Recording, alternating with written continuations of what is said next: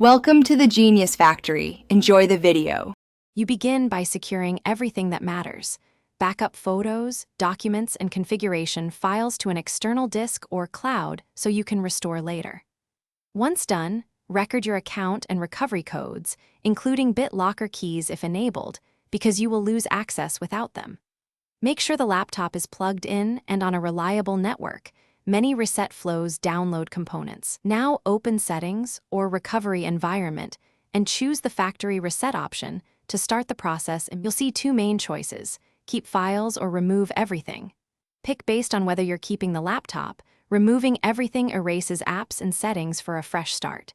If you plan to sell, select Full Drive Clean to prevent recovery of data. If you keep it, a quick reset is faster. Then follow the prompts to remove user accounts and pick Locally Reinstall or Cloud Download. The system validates files, may restart several times, and shows progress percentages. Wait until it finishes. You now complete the out-of-box setup. Choose language, sign in with your account, and let Windows or your OS download updates and drivers so the system is stable. Once set, verify activation and restore your backed up data and apps from your copies. If something goes wrong, setup loops, errors, or reset fails, note the error code, then boot to a recovery USB or the OEM recovery partition to retry the reinstall. If needed, contact support with the code for targeted help.